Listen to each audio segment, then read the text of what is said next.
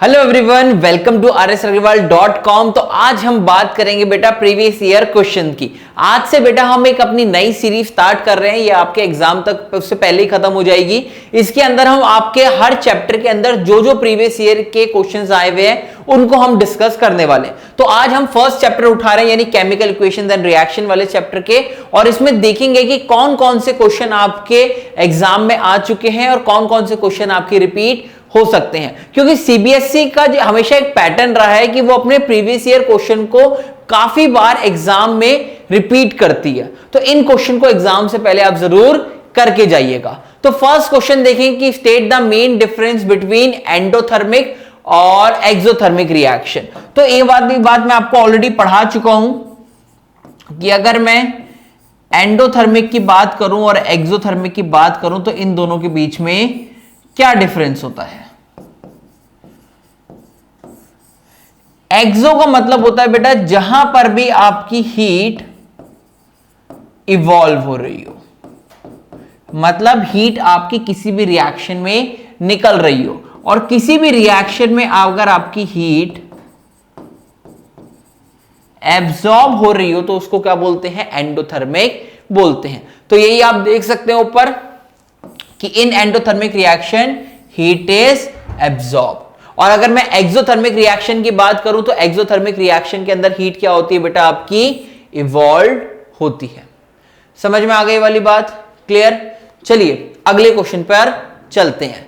अगला क्वेश्चन क्या है बेटा, आपको बैलेंस द केमिकल इक्वेशन। देखो एग्जाम के अंदर हमेशा बैलेंसिंग का क्वेश्चन आपसे पूछा जाता है कि बैलेंस आप कैसे करेंगे। तो ये क्वेश्चन तो आपको एग्जाम में पक्का मिलने वाला है। तो अगर आप फर्स्ट क्वेश्चन यहां पर देखें तो क्या कह रहा है कि aluminium plus copper chloride in दोनों को आपस में रिएक्शन कराया, और आपकी यहां पर एल्यूमिनियम क्लोराइड AlCl3 और कॉपर आपका निकल चुका है। तो इसको बैलेंस करना है, बहुत सिंपल है। यहां पर आपके 3 क्लोरीन है, यहां पर 2 क्लोरीन है, तो इसको आप क्या करो, यहां पर 3 लिखो और यहां पर क्या करो, 2 करो। क्लियर। अब इस वजह से आपके कॉपर इस साइड में कितने हैं, 1, और इधर कितना है आपके कॉपर, 3 हो चुके हैं, तो इसको इधर कर दो 3। अब यहां पे एल्यूमिनियम कितने थे आपके, 2 हो गए ना। अब यहां पे कितने हैं, 1, तो इस पे 2 से मल्टीप्लाई कर दो। बेसिकली आपको लेफ्ट हैंड साइड और राइट हैंड साइड पे आपके नंबर ऑफ एलिमेंट्स आपको बराबर करने होते हैं। क्लियर हो गया। ऐसा ही एक और क्वेश्चन आपको मैं कराता हूं। ये क्वेश्चन देखना, फेरस सल्फेट का आपको क्वेश्चन दिया हुआ है, बहुत अच्छा क्वेश्चन है रिएक्शन का, कि फेरस सल्फेट को हीट करा दो, फेरिक ऑक्साइड प्लस SO2 और SO3 गैस आपकी रिलीज हुई। ये 2008 का पूछा हुआ क्वेश्चन है। तो अगर आपने इसमें हीट डाली, अगर आप इसको बैलेंस करेंगे तो आपको सिर्फ क्या करना है, यहां पे आयरन का नंबर 2 दे रखा है आपको और यहां 1 है, तो आपको बस यहां पर 2 से मल्टीप्लाई करना है और ये पूरी रिएक्शन आपकी बैलेंस हो जाएगी। क्लियर हुआ ये वाला क्वेश्चन। चलिए अगला क्वेश्चन क्या कह रहा है कि what is observe when a solution of potassium iodide is added to the solution of lead nitrate, and name the type of reaction and write the balanced chemical equation to represent the above chemical reaction। बहुत simple है और बहुत ही ज्यादा आपका ये important question है। अगर मैं बात करूं तो 2014 में और 13 में ये क्वेश्चन पूछा जा चुका है, और आई गेस 2017-18 के अंदर भी ये क्वेश्चन रिपीट हुआ है। तो इस साल आपके रिपीट होने के क्वेश्चन काफी ज्यादा चांसेस बन जाते हैं। तो जब आप क्या कर रहे हैं कि पोटेशियम आयोडाइड को किस में डालते हैं आप, लेड नाइट्रेट। तो लेड नाइट्रेट क्या होता है, PbNO3। क्लियर। इसको किस में डाला, पोटेशियम आयोडाइड यानी KI के सॉल्यूशन में डाला, तो यहां से फॉर्मेशन होती है बेटा आपकी लेड आयोडाइड की, और जो किस कलर का होता है, आपके येलो कलर का होता है। और ये रिएक्शन कौन सी होती है, क्योंकि यहां पर PPT बनता है, बेसिकली प्रेसिपिटेट बनता है, तो इस रिएक्शन का हम नाम देते हैं प्रेसिपिटेशन रिएक्शन। यहां पर आपका NO3 इधर चला गया है, आयोडाइड आपका इधर आ गया, यानी डबल बार 2 बार आपकी डिस्प्लेसमेंट हुई है। तो ये प्रेसिपिटेशन के साथ साथ कौन से टाइप की रिएक्शन है, डबल डिस्प्लेसमेंट रिएक्शन। क्लियर हुआ ये वाला क्वेश्चन। तो काफी अच्छा क्वेश्चन था। अगला ये वाला भी बहुत ही ज्यादा आपका इंपॉर्टेंट क्वेश्चन है, एग्जाम में बहुत बार पूछा जा चुका है। ये 2013 में तो पूछा गया ही है, बट उसके बाद आपके 2 या 3 साल बाद कंसेक्यूटिव ईयर्स के अंदर भी क्वेश्चन पूछा गया है क्या कहता है, ताजमहल का जो आपका मार्बल हो रहा है ना, आपने देखा होगा कि आजकल बहुत ज्यादा न्यूज चलती है कि आगरा के अंदर जो ताजमहल मौजूद है उसके ऊपर जो मार्बल है वो आपका पीला पीला या ग्रीनिश टाइप का आपका बनता जा रहा है। वो क्यों हो रहा है, उसके पीछे दो रीजन है। एक तो आपके एसिड रेन का है और दूसरा रीजन आपका कोरोजन का ही है। अगला क्वेश्चन डिस्कस करें तो अगला क्वेश्चन बेटा आपका बहुत ही ज्यादा इंपॉर्टेंट क्वेश्चन है और एग्जाम में काफी बार आपसे पूछा जा चुका है। तो क्या कह रहा है question, it has been found that the Taj is getting corroded due to the development of industrial area around it. Explain the fact given the equation. देखो आपके जितनी भी इंडस्ट्रीज लगी है ना तो वो काफी ज्यादा गैसेस रिलीज करती हैं। फॉर एग्जांपल मैं आपको बताऊं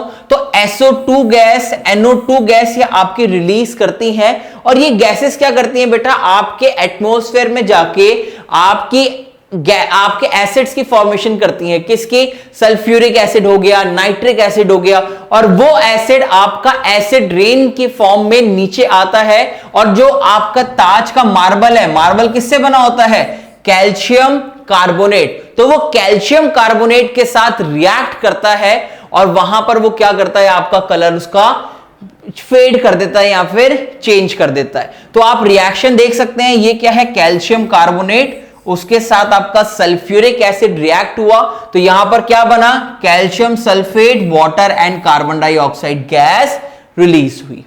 और ये क्वेश्चन बेटा बहुत इंपॉर्टेंट है, आपसे एग्जाम में पूछने के चांसेस काफी ज्यादा है इसके। क्लियर हुआ? चलिए नेक्स्ट क्वेश्चन को अगर हम देखें तो identify the type of equation. आपको यहां पर इक्वेशन की टाइप बतानी है कि कौन सा आपका ये टाइप है।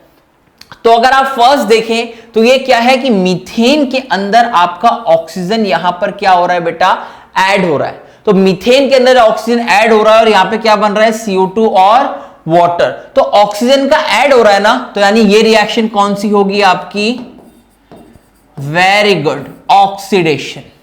आपको ऑक्सीडेशन याद रखने का मैंने एक शॉर्ट ट्रिक आपको बता रखी है, ओला याद है, ओ मतलब क्या होता है, ऑक्सीडेशन। इसका एक और मतलब होता है गेन ऑफ ऑक्सीजन, एल मतलब लॉस ऑफ इलेक्ट्रॉन, और ऑक्सीडेशन हमेशा होती कहां है, एनोड पे। नेक्स्ट क्वेश्चन, ये अभी हमने पढ़ा था कि लेड नाइट्रेट को अगर आपने पोटेशियम आयोडाइड के साथ रिएक्ट कराया तो क्या होगा, ये आपने बताया था कि कौन सी रिएक्शन थी, डबल डिस्प्लेसमेंट रिएक्शन, और इसी को प्रेसिपिटेशन रिएक्शन भी बोल सकते हैं, ये आपने अभी मुझे बताया था। अगला क्वेश्चन क्या है कि आप देखिए कैल्शियम ऑक्साइड और वाटर आपका रिएक्ट करके क्या बना रहे हैं, कैल्शियम हाइड्रोक्साइड, यानी ये दोनों कंबाइन कर रहे हैं, इसलिए ये रिएक्शन कौन सी हो गई, कॉम्बिनेशन रिएक्शन। अगली इक्वेशन में जिंक बाहर से आ रहा है और इस कॉपर को डिस्प्लेस कर रहा है, यानी ये वाली रिएक्शन कौन सी होगी, डिस्प्लेसमेंट रिएक्शन। क्लियर हुई ये वाली बात? चलिए नेक्स्ट क्वेश्चन पे चलते हैं। तो reaction of compound x with aluminium is used to join railway tracks और cracked machine parts। देखो अगर आपने देखा हो तो कई बार आपकी जो रेलवे ट्रैक्स होती है ना वो बीच में से टूट जाती हैं, तो ऐसा नहीं है कि भैया पूरी पटरी को निकाल दो और उसको चेंज करो, नहीं, उस क्रैक को वहीं पर फिल किया जाता है। क्लियर हुआ? अगर उस क्रैक को सर फिल ना करे तो ट्रेन का आपका पटरी से उतरने के काफी खतरे रहते हैं, तो उस केस के अंदर हम वहां पर उस कंपाउंड कौन सा यूज करते हैं, उसका नाम होता है आपका Fe2O3 यानी फेरस ऑक्साइड। तो उस केस में बेटा हम जो कौन सा आपका कंपाउंड यूज करते हैं, फेरिक ऑक्साइड यानी Fe2O3, जिसके अंदर आपका Fe3+ आयन और O2- आयन मौजूद होते हैं। सेकंड क्या है, नेम द रिएक्शन। रिएक्शन का नाम बताइए। रिएक्शन का नाम होता है आपका थर्मिट रिएक्शन। काफी इंपॉर्टेंट है, एग्जाम में डायरेक्टली भी पूछते हैं कि what do you understand by thermite reaction, आप बता सकते हैं। अगला क्वेश्चन क्या है, write a balance chemical equation for this reaction. आपको इस रिएक्शन के लिए एक बैलेंस केमिकल इक्वेशन लिखनी है, तो कैसे लिखेंगे आप, जब आप सर फेरिक ऑक्साइड को किसके साथ रिएक्ट कराएंगे, एल्यूमिनियम के साथ, तो यहां पर क्या होगा, ये एल्यूमिनियम आपके इसको डिस्प्लेस कर देगा और क्या बनेगा आपका एल्यूमिनियम ऑक्साइड प्लस आपका Fe अलग हो जाएगा। तो ये आपकी रिएक्शन होती है। तो ये तीनों आंसर आपकी स्क्रीन के ऊपर ये रहे। क्लियर हुआ क्वेश्चन? ठीक है, अगला क्वेश्चन चलते हैं कि explain the difference between displacement and double displacement reaction. बहुत सिंपल है कॉन्सेप्ट, समझिएगा।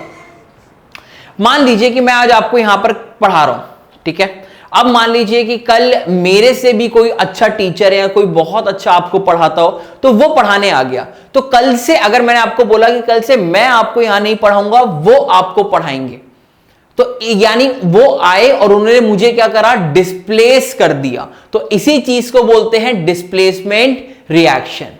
अब क्वेश्चन क्या है कि सर डिस्प्लेसमेंट रिएक्शन हुई क्यों?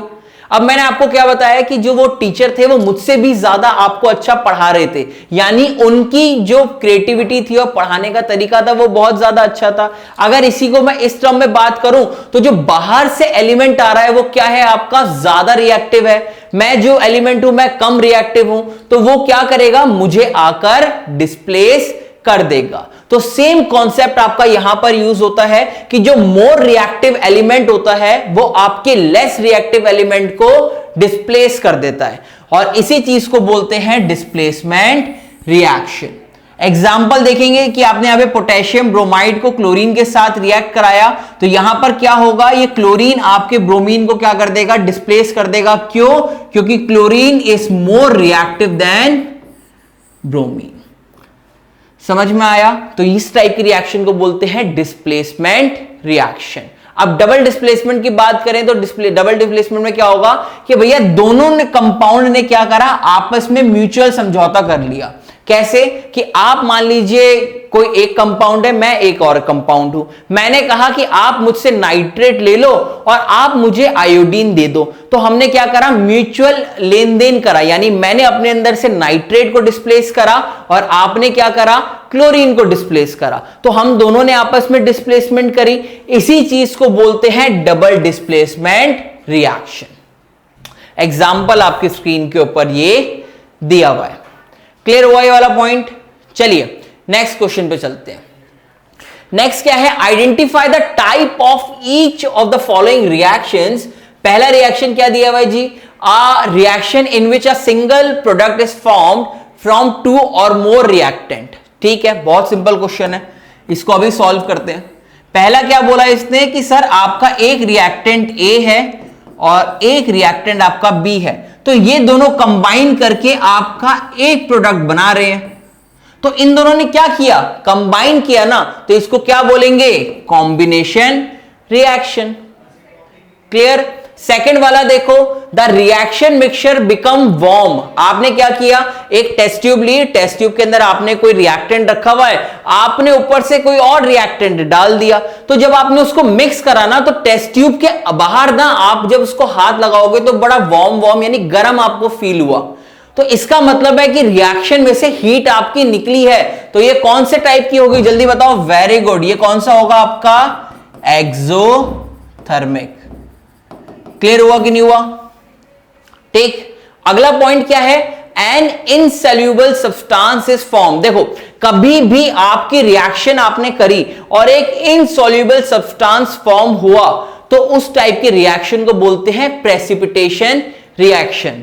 कैसे बोलेंगे सर, आपने टेस्ट ट्यूब लिया, मान लीजिए टेस्ट ट्यूब में आपने लिक्विड ए ले रखा है, ये बिल्कुल एकदम लिक्विड की फॉर्म में, आपने क्या करा, ऊपर से लिक्विड की फॉर्म में ही आपने बी डाला। जब आपका ए से बी रिएक्ट करा तो आपने देखा कि कुछ सॉलिड कलर का सब्सटेंस फॉर्म हो रहा है, तो उसको क्या बोलते हैं, प्रेसिपिटेट बोलते हैं। और इस टाइप की रिएक्शन को प्रेसिपिटेशन रिएक्शन बोलते हैं। अगला क्या है, external surface of a container in which reaction take place become cold. Most important question है ये, एग्जाम पॉइंट ऑफ व्यू से काफी ज्यादा इंपॉर्टेंट क्वेश्चन है आपका ये। क्या बोलेगा आप, जैसे मान लीजिए आपकी टेस्ट ट्यूब है ना, आपने क्या करा, लिक्विड ए था, बाहर से आपने क्या करा, लिक्विड बी को आपने इसके अंदर पोर करा। क्लियर? तो आपका ये नॉर्मल, अगर मान लीजिए रूम का टेम्परेचर कितना था आपका, 25 डिग्री सेल्सियस था। ठीक है, तो इस टेस्ट ट्यूब ने क्या करा, इस टेस्ट ट्यूब ने बाहर के आपके एनवायरमेंट से हीट को एब्जॉर्ब करने की कोशिश करी और ये आसपास कैसा हो गया, ठंडा हो गया। तो यहां पर इसने हीट एब्जॉर्ब करी कि रिलीज करी, सर यहां पर इसने हीट को एब्जॉर्ब करा। तो ये एक्सोथर्मिक होगा कि एंडोथर्मिक? सर ये रिएक्शन कौन सी होगी? एंडोथर्मिक। क्लियर हुआ? तो यही चारों आपके आंसर हैं और इनका रीजन मैंने आपको समझा दिया। नेक्स्ट क्वेश्चन आपको अगेन आ गया आपका बैलेंसिंग का। ये रिएक्शन जो आपको मैं करा रहा हूं, ये सारी रिएक्शन प्रीवियस ईयर में बहुत बार पूछी जा चुकी हैं और एग्जैक्ट ऑर्डर में पूछी गई है। ऑर्डर भी इन्होंने सीबीएसई वालों ने चेंज नहीं करा। तो 4 मार्क्स में आपसे पूछी गई है, तो चारों को देख लेते हैं। पहला क्या है सर? बेरियम क्लोराइड को H2SO4 के साथ रिएक्ट कराया है, तो यहां पर डबल डिस्प्लेसमेंट रिएक्शन हो रही है आपकी। ठीक है, ये बेरियम सल्फेट बन गया और HCl निकल गया आपका यहां पर। अब यहां पे क्या करना है? इनको बैलेंस करना है। तो बैलेंस करके देखो, पहले वाली तो ऑलरेडी बैलेंस होगी, बस इसको यहां पर 2 लगा दो। ये लो जी, बैलेंस हो गई। दूसरी वाली को अगर आप ध्यान से देखेंगे तो यहां पे आपका नाइट्रेट 2 है, यहां पर 1 है, तो यहां 2 लगा दो। और वाटर आपका कितना निकल रहा है? 2 और 2 4, तो यहां 2 आ गया। क्लियर? अगला क्या है? लेड नाइट्रेट को आपने जब हीट करा तो बहुत सिंपल है, लेड नाइट्रेट को हीट करा तो PbO प्लस NO2 और प्लस O2 बन रहा है। ठीक है, तो यहां पर नाइट्रेट आपका इतना था, तो यहां पे क्या लग जाएगा? आपका 2 लग जाएगा। ये भी आपका लेड 2 हो गया और यहां पे 4 NO हो जाएगा, क्योंकि आपका यहां पर 2 तो ये था ही और 2 दूनी 4 और ऑक्सीजन आपकी ऐसे ही है। क्लियर? और फिफ्थ वाला आप आराम से इजीली खुद सॉल्व करेंगे। तो ये चारों रिएक्शन एग्जाम में जाने से पहले पढ़ के जाना, एग्जाम पॉइंट ऑफ व्यू से बहुत इंपॉर्टेंट है। अगला क्वेश्चन देखते हैं कि what is the redox reaction and when a magnesium ribbon burn in air with a dazzling flame and form a white ash is magnesium oxidized or reduced and why? बहुत अच्छा question है। क्या कह रहा है आपसे कि सर मैग्नीशियम की जो रिबन है उसको हमने क्या करा? आपका बर्न करा और वहां पर आपका कुछ ऐश जैसा सब्सटेंस बना है। तो ये एक ऑक्सीडेशन रिएक्शन है कि आपकी एक रिडक्शन रिएक्शन है? पहले आप हमें ये बताएं और ये भी बताएं साथ साथ कि कौन सा आपका सब्सटेंस ऑक्सीडाइज हो रहा है और कौन सा रिड्यूस हो रहा है। इस वाले क्वेश्चन को करने के लिए ना एक छोटी ट्रिक मैं आपको दे रहा हूं। ये ट्रिक आपके पूरे लाइफ भर काम आएगी और कभी भी आपको कंफ्यूजन क्रिएट नहीं करने देगी। किसके बीच में बात कर रहा हूं? ऑक्सीडेशन के बीच में और रिडक्शन के बीच में। ऑक्सीडेशन को अगर आप याद रखना चाहें तो याद रखना एक छोटी सी एब्रिविएशन से, एंड दैट इज ओला। और रिडक्शन को कैसे याद रखेंगे?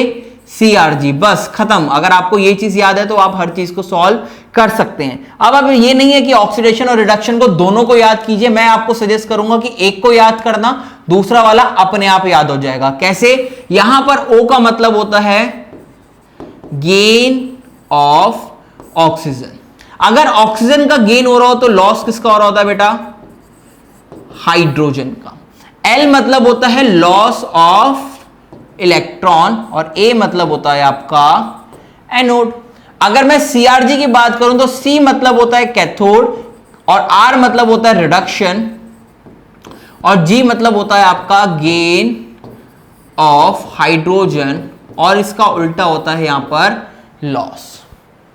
क्लियर हो गई वाली बात? तो यहां पर अगर मैं मैग्नीशियम की बात करूं आपसे, मैग्नीशियम की, तो मैग्नीशियम के साथ ऑक्सीजन आपने जब रिएक्ट कराई तो यहां पर क्या बना? आपका मैग्नीशियम ऑक्साइड बना। अच्छा, रिडॉक्स रिएक्शन क्या होती है कि जहां पर भी ऑक्सीडेशन और रिडक्शन साइमल्टेनियसली मतलब एक साथ आपके चलें तो उसको हम क्या बोलते हैं? रिडॉक्स रिएक्शन बोलते हैं। यहां पर लिखा है magnesium is getting oxidised because it is gaining oxygen. सही बात है, यहां पर ऑक्सीजन ऐड हुआ है और ऑक्सीजन ऐड होता है यानी गेन ऑफ ऑक्सीजन।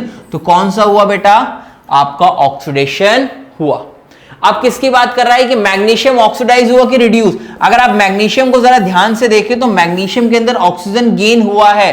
अगर मैग्नीशियम के अंदर ऑक्सीडेशन गेन हुआ है तो यानी इसका मतलब क्या हुआ है? वो ऑक्सीडाइज हुआ है। तो जितने भी आपके इंपॉर्टेंट क्वेश्चन थे वो हमने डिस्कस कर लिए हैं। अगर कुछ और इंपॉर्टेंट क्वेश्चन आपके बच जाएंगे तो उनको हम डिस्कस करेंगे नेक्स्ट क्लास में। Thank you so much for watching. अगर आपको ये वीडियो पसंद आई हुई हो तो अपने दोस्तों के साथ जरूर इसको शेयर करना, लाइक जरूर करना और हमारे चैनल को सब्सक्राइब करना मत भूलना। मैं मिलता हूं आपसे नेक्स्ट क्लास में। Till then take care, bye bye.